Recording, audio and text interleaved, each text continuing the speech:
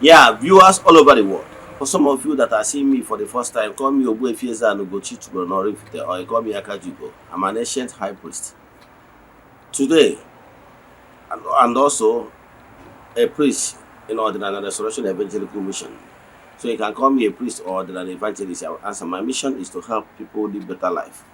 Today's topic is power of meditation and spiritual exercise. Today I'm here to tell you the power of meditation and spiritual exercise. These practices is actually the act that will plug you to the light. You must learn how to recharge yourself. Without doing so, you will be exhausted. It's like someone using a phone and you refuses to recharge your phone. Believe in me, it's just a matter of time you will be exhausted. So spiritually, learn how to recharge the real you, because it will help you to recharge the real you and reawaken you, your real self. It's very important. It's like you are doing business. You don't take stock. You don't do audit. You don't have board meeting or businesses. You don't call yourself to retreat to seminar. That's why successful businesses from time to time they organize seminars, retreats, conferences. This avenue is avenues meant for sharing of opinions and ideas. So I'm telling you now, child of God, you must create time for those spiritual exercises and meditation, because that is the key. If not, you will be exhausted.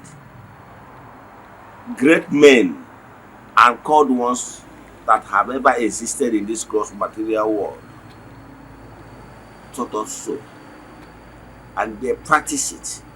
Even in the Bible, you see where they told us that Jesus went to the mountain to pray. So, and so many other called ones. I don't want to start mentioning them, but it's very important. So before we dive into today's lecture, important announcement. We are in the month of March. Our monthly ritual for the month is still ongoing. You can join us anywhere you are all over the world. Distance is never a barrier in what we do in the temple. This morning I am going to temple to make sacrifices and rituals and pray for all the members of the temple. The children of the temple, the friends of the temple, the members of Ordinary Restoration Evangelical Mission and Consecrated Group. We keep doing like this till the last day of the month. We visit the waters to offer sacrifices on behalf of all. Then we proceed back to temple to offer sacrifices to entities of powers. Yes.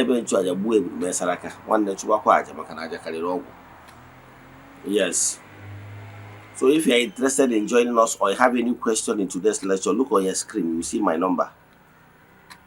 My number remains 0805 7837672 or 08138243 Now, let's proceed.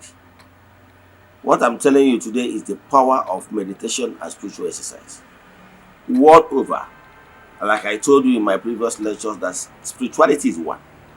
Because Chukwu, the Almighty Father, the omnipresent, everything, is one. The difference is that meaning we all worshiping one God, but diverse in cultural practices. That is different. But Chukwu is one. So in Igbo spirituality, we recognize that Chukwu is one. And they don't, as a Igbo spiritual adherent, don't isolate yourself thinking that Igbo spirituality is different from other spiritualities. Spirituality is one. What is different is the manner. Now, I'm here to tell you that only Ordinary Igbo does not end in mere breaking of kola, offer animal sacrifices, and relax. No. If you are practicing your Igbo spirituality ends by mere breaking of kola, eating animal meat after sacrifice, cooking and eating, that ends it. you will keep on operating in the lower vibrations. Starting from the elemental beings, elemental foundations is normal. But what is wrong is remaining perpetually in that particular level of primary establishment. In Igbo spirituality, I have told you that in spirituality, we have what is called kada. It's kada by kada, layer by layer. Yes, some people are still, that's why if I'm teaching, I try to carry everybody along, knowing fully well that there are some people that are still operating within the level of the elementals, like the kindergarten and primary level. There are some people that are in secondary level. There are some people that are in the university level. So for that reason, I try to digress and explain it in a way that everybody will carry their along. What I'm telling you is that as a new adherent in Igbo spirituality, it's normal for you to start from the elemental level of one, be conscious of your existence, begin from your normal ego, and starting from alignment with your chi, your forces. Those are elemental level. But time will come when you will graduate at to higher frequency, higher vibrations. And when you graduate from the higher vibrations, you pay less attention in offering blood sacrifices. That's why some people will tell you that they have been offering blood sacrifice for 20 years. And now, whenever they offer that blood sacrifices, it's no longer active, effective. Because you have overgrown that level. But you don't even know because you are not awakened. What I'm telling you is that by the time you develop to higher vibrations, you understand the other keys of life. Ego for is a key. Offering blood sacrifices is a key. But there were other keys, like keys of meditations, keys of spiritual exercise, keys of saraka, keys of joyful activities, and so on and so forth. So in the temple we have groups in different levels, and there are these people that have already graduated to the level of what we call consecrated group. In that level, they are no longer offering sacrifices the way a beginner used to offer. These are people that have done all their alignment. What they do is to pay attention in helping the needy, supporting the charity in the temple, supporting what we are doing, supporting ministrations, because those are all the keys. If the solution to your problem is that you need to support evangelism, propagation, and you are there offering animal sacrifices, it's like what you have done is nothing. Because that is what is expected of you is to evangelize.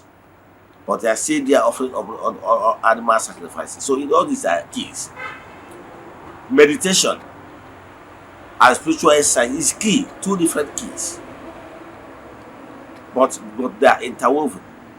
So what am I saying in essence? You must practicing this spiritual exercise and meditation is like is through meditation and spiritual exercise you will receive messages. Meaning you must create 5, 10, 15, 30 minutes of your time every day for this spiritual exercise. How to do it? You face the east. 4 corners of your room has east. Meaning the Ebanya will see a charity. Even if there is no sunlight that time, it doesn't matter. Even if at night. You wake up, create time of your choice. When that time comes, shut down whatever you are doing. Face the east. Call Chukwu Kepuri, call the entities of powers, call your spiritual forces. Tell them that you are here for you and them to familiarize and have a meeting. Begin to call your child forces of them. After calling them, praise them. Thank them for what they have done. Then begin to ask for mercy. After that, then tell them what you want. At the end of the thing, everything, that meditation, ask them what do they want you to do. Very important. Kedu ihe unu chọrọ ka mee? You pause a while. If you wake up and start this meditation, at first you will notice that the spirit do join that meditation. And once you are doing it, pay attention. Is when they will give you a message that what you are doing is good, that you should continue. Or they will be telling you a message, you hear it. The only thing is that there is so much noise in your heart and in your mind, making it impossible for you to hear voice. I have told you can develop the spirit of clairvoyance or clairaudience or intuition. That is what you call intuition perception. Intuitively, you perceive it. That voice you call tiny, you begin to talk to you. It might tell you that this thing you want to do, you are not doing the right thing. You should do it this way. Or this place you want to go, don't go there, follow this way. By so doing, you will be receiving messages and you will never go astray. Any message you receive via intuition, very correct. Before whatever I do on earth, I must receive message towards that direction. That look, Eze-Ana, do it this way. And believe in me, I have never gone astray. My footstep, whatever I do, even the temple we are building, I receive the message I should go and build it. Because now they see many people will be liberated. It will serve as a point, as a fountain of grace and liberation and healing to many people. Why you are running into problems is that you are doing it yourself carnally. You are not doing what the Spirit wants you to do. Have you asked yourself, why is it even from the time immemorial, from the time of the prophets, the called ones, the messiahs, from time to time, they take themselves away from noisy environment, from hustling and bustling environment, to go and meditate. That they connect with the forces. Remember the story of Jesus in the mountain of Sinai, where he took Peter, James, and John, the mountain of Sinai. We were told that at a point there is what we call transfiguration. Peter, James, and John now notice that there is other two figures that joined him, Moses and Elijah. And they were like, So during meditation and spiritual exercise, your eyes will open. You will begin to see things. Very important. Have you asked yourself, why is it that many called ones do practice it? Many religion practice it. Some will develop their own as chaplets, like Catholics or even our brothers, Muslim brothers. You see them reciting something like chaplets. What is important in that home is the mystery. Yes, that meditation. They use it as a meditation object. I'm not saying that you must use tablets. Like me, if some people that are new in Ordinary, without artifacts, they can't concentrate. Those are people that are in kindergarten level, like children. You see a toddler. If you want to draw the attention of a toddler, you need to images and the sacred sculptures and everything, artifacts, to remain focus of the mind. The primary purpose, when even you destroy the image of Ordinary, the Ubenage, is not the spirit you destroy. That image is just a symbol that refers as in to channel your mind. But this there is spirit behind that artifacts. But when you mature to the level of this higher vibration, even without artifacts, looking in the east, you will be connected. Okay, have you asked yourself why some of the messiahs, from time to time, they move to quiet environments for meditations? Okay, let me give you another messiah for you, for as an example. There is one of these messiahs for the Germanic people, known and called Abroshin, the pacifier. Abroshin, the pacifier, is the founder of the Great Message. He was a German, but to move for meditation and reside in a place in Vamperberg, Austria, known and called to today the mountain. That is where he settled. He moved to that quiet environment for meditation and connectivity. During the time of our fathers, it happened. So I can name so many called ones that practice that act of taking themselves away from the hustling and bustling environment to quiet environment for meditation. That's why if you go to some world-known temples, you will see some areas they will write quiet zone or meditation zone. They write some, we see them write silence, meaning they are expecting that whoever that is coming to that arena is coming there for meditation. You can see flowers, trees. In fact, if you come to those arenas, you feel breeze of life, gentle breeze of life. You can sit under the flowers, under the trees, and meditate. By that time, you denoise yourself. Sometimes why you people are not connecting to the spirit is that there's so much noise. Noise maybe of noise of rejection, noise of poverty, noise of your challenges of life. Maybe you have health problem, you have a financial problem. You burden yourself dwelling in those things, and they become a burden to you. But I can tell you, there's no problem you solve on earth by burdening yourself or overthinking about it. Thinking without action does not solve any problem. Yes, I understand we are predicaments. You can take them a while, but don't allow them to burden you, begin to weigh you down. Put everything in the hand of the spirits and ask them to heal you or to solve your problems joyfully. Some people do call it joy, suffering and smiling. You can never be angry with forces of nature and you will be blessed. Okay, that's why some prayers said, God, let their will be done. Suffering and smiling, because I didn't get here any care. Is it the spirit that you are in Afra? No.